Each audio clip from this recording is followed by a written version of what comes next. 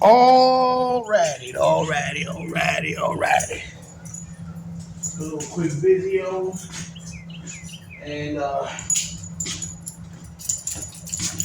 hopefully I'm not aiming down too far. Hopefully you guys can still see my face.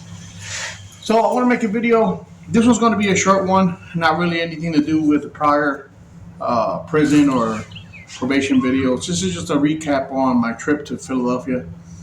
I was there on the 15th of December and came back on the 19th. And I was really happy to see everybody that I saw. I saw a lot of people, friends and family. I was only able to see two of my kids. I was kind of hoping that the other two would come around, which is okay. And I think I say this on another video, but this recap is more about what I did while I was in Philly.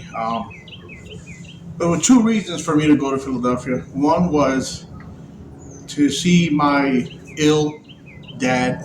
He's very sick. He's almost 90.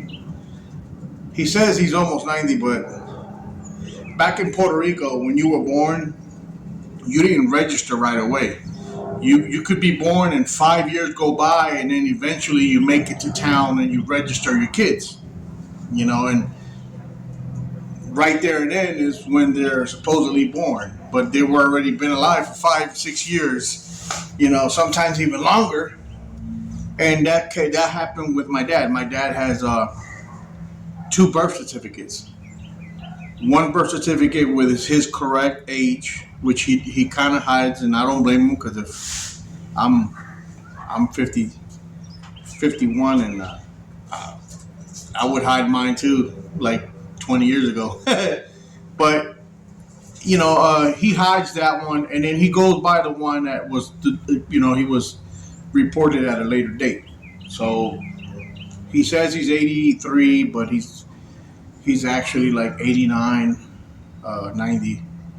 And he's up there. He just had quadruple bypass surgery 2 years ago, and he barely survived that. His veins were all clogged up. One of his heart valves was bad, and so if he could survive that, he can survive a few more years. I'm pretty sure. But he got sick, so that was the purpose of the trip. Reason number one. Reason number two was to kind of see my kids and drive around to all my favorite places in Philadelphia and New York. So I wasn't able to make it to New York this time because of all the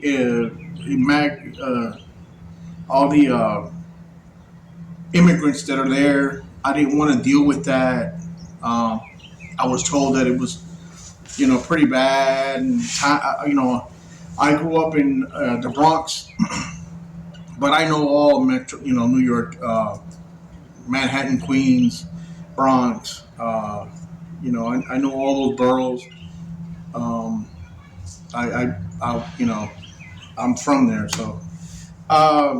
I didn't go this time because of all the, like I said, the migratory people, and I didn't want to see, tents on the side of the street and all that. I wanted to see New York for what New York was in Christmas. New York in Christmas is beautiful. It's gorgeous.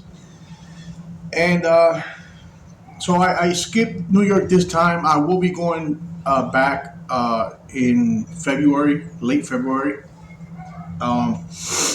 And like I said, the trip was for that, and I was able to drive in Philadelphia to my favorite spots. I went to an old fishing spot. I went to the winery where I used to hunt deer, and it was oh my god, it was awesome. I drove around with my son at one point. We went to a park called Little Puerto Rico, and I think I put a little short video up on that.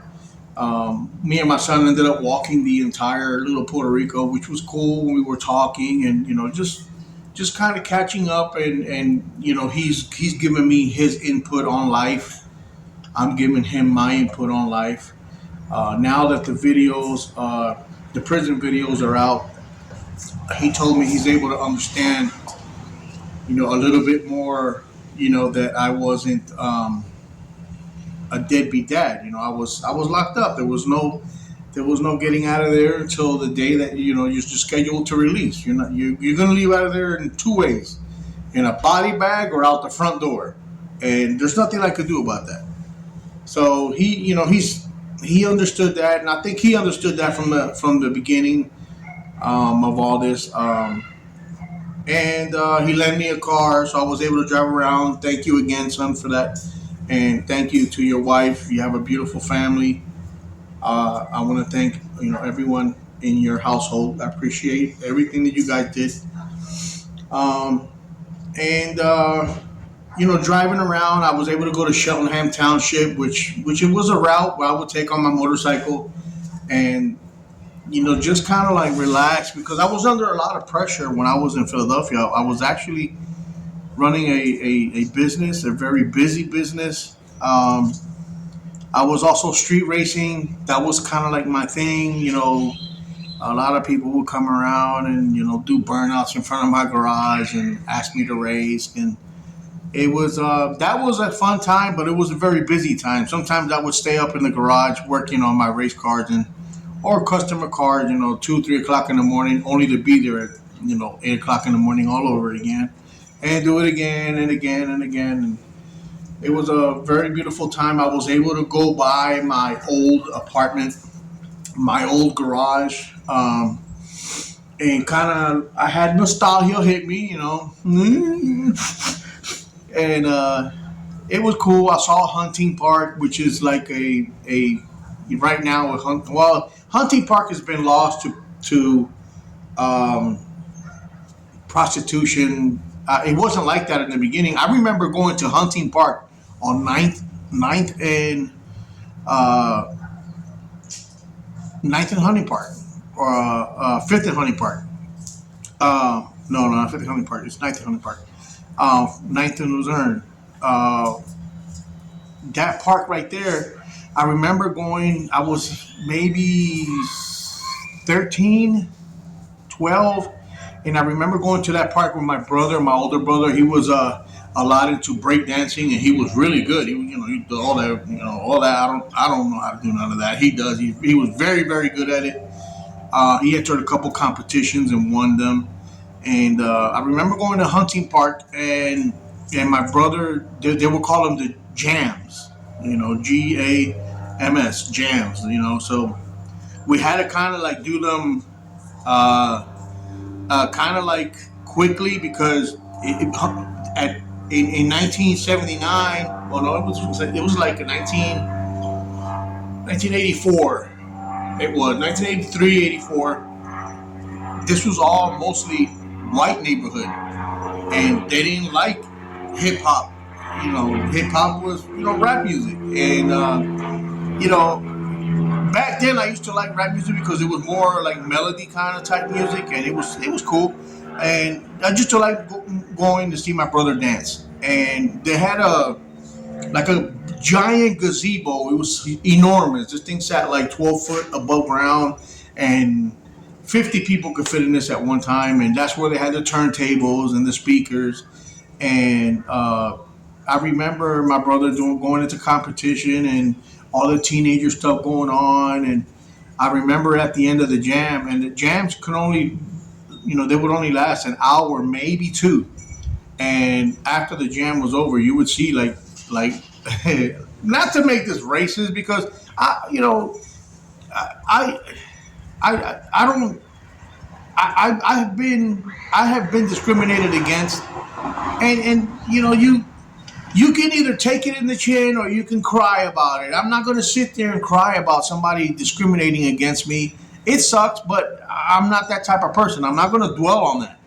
So I remember the white people waiting for us to leave the park, and they had chains and bats, and usually, if you saw a way out, my brother, I remember, grabbed my hand and run, run, run, and we would get chased home.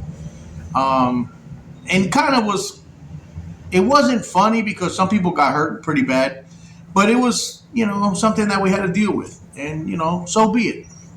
And I enjoyed that part. I was able to visit that park in my trip to Philadelphia. Now Hunting Park is lost to prostitution, and the park is almost always locked up, so you can't even drive through it. You would have to walk through it. I just drove around it. I didn't go inside the park, but it was nice to see the gazebo still there. There was a public pool in the middle. I don't know if the pool is still there. I seen like some gates, so I'm assuming the pool is still there. And that was nice to see that. It was nice to eat me a Philadelphia cheesesteak. I went to Pat's, and the cheesesteak was good. It was expensive, but it was good. Um, and then I ate me another cheesesteak at a place where Richard, my old boss, took me to, and that place of cheesesteak was also good. And I was able to eat me. I used to like beef patties, like the Jamaican beef patties, like they would sell at Crown Chicken, and I was able to eat one of those. I was able to eat me a 5-piece chicken wing vegetable fried rice at the Chinese place on Frankfurt and Church Street, and it was good. And it's just kind of like re-stepping my steps. I was able to go to my old shop where I spent 5 years working with Richard. I stayed with Richard. That was, thanks, Rich, again. That was pretty cool of you, man, and I appreciate you. And just, it's kind of funny when I've never had this experience, so that's why I want to make a video about it. And, when you go back and everything is still the same, everything looked the same. Like, I didn't get lost. And mind you, I've only been gone for like 13, 14 years, but still, it's a long 13 years, not 14, 13 years. About to be 14 in August. Oh, yeah, I think August will be 14. Anyway, so it's kind of, I mean, that's still a long time. I mean, 13 years, 14 years is a pretty long time to leave an area and you come back. And of course, I've seen new buildings and new uh, uh, avenues and stuff like that. But it was all the same, and it was cool because I was able to drive with no problem, and you know, it was very nice to see my old school. I used to go to Morrison, Alney High School, Frankfurt High School. I didn't go to Alney. I used to go to Alney just to pick up my younger brother. He went to Alney, and I remember going there and picking him up, and it was cool to see that school because I seen a couple things go down while I was there, and memories. And I was able to visit my old house, and that was cool to see my old house, and it still had the gates that me and my dad put up. Um, it was pretty cool to see that, and I was able to go down Fifth Street, which I used to jog down Fifth Street. I was in shape. I wasn't like I am now. Um, I was very in shape. A 13, 14 year old. I got into the weights and all that, but it was definitely cool. I also got to see downtown, and where I used to report. Just driving by that building, and you're like, I got to see CFCF where I did time.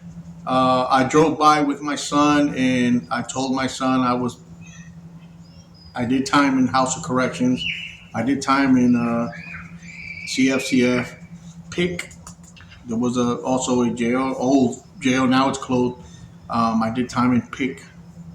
Um, when I did my federal time, I had to go to Philadelphia to fight a bogus case of somebody getting murdered, and I so happened to be there on video. And you know, they were They wanted to question me what happened on Lithgow Street, on such and such day. So they made a big deal out of it, and you know, they used to think I was a big time drug dealer, which I was not. I wasn't none of the above. I was a nobody, and of course they shipped me from the feds. They shipped me to House of Corrections. From House of Corrections, I went to PIC. From PIC, I went to CFCF. That the whole time there, I was there for 4 months. So that's the reason why I did time in these little uh, prisons, or they're pretty big institutions. And driving by with my son, and I would tell him, I was here, and then he asked me like, "Damn, Pop, like, what did you do? Like, were you like, no, son, it was all part of the federal lockup, and I would just, so happened to be transferred that many times. I don't know why. Um, so it was nice to. It wasn't nice to pass by them and see them on the outside, but it was cool that I got to share that with my son. And then we went right past our old house where I shared with his mom, 7200 State Road, which is like State Road in Ron, a little further down. But we lived there for 7 years, and my son didn't know that. He's like, "What? Like right here?" So yeah. And then from there, we drove around a little bit. We went to a little fishing spot down Tykone, the Delaware River. I used to fish at the Delaware River all the time. But the Delaware River is not really where I used to like fishing. It was in Atlantic City or Cape May. Cape May was beautiful. I used to go fishing before I started the racing thing. I used to go fishing loyally, and I got to see a little bit of everything. So I got to spend time with my dad, and unfortunately, my dad always had a band, like we used to play folk music, and I was able to play with my dad. My dad had told me when I walked in, my dad grabbed his gun. He didn't recognize me because I used to have black hair. Like, I mean, I look a lot older now. Um, and he remembered me with black beard and black hair, and my son knocked on the door, and he didn't recognize me or my son, which is I understand, at that age, and he has this gun right next to him, and he was like, "Hey, who's that? Who's that?" My son stuck his head in, "Hey, Grandpa, it's me," and right away he recognized that. He goes, "Oh, Cheech." My son's name is Alexander. And he was like, "Oh, Alexander, man, come in." And then he looked at me like, and I said, "You remember, who I am?" As soon as he heard my voice, he broke down. We hugged. And I could feel my dad was real skinny. And that happens when you get that age. You start to get hollow, like a conga. But it was fun. I wanted to play. My son wanted to play because my dad had the first thing my dad asked about everybody back home, and he remembered everybody. My father, luckily, doesn't have dementia or he doesn't have Parkinson's or anything like that. Thank God. And he remembered everybody, asked about everyone. And the second thing he said was, "I haven't heard a guitar string in 5 years." And my dad has a whole setup. He's got the speakers, the amps, and electric guitars, and pickups, and drums, and maracas, and all that. So right away, my son was like, "Well, come on, Pop, let's get down." My son plays. Alexander plays. So we got to play for like an hour. I didn't want to keep my dad up too long.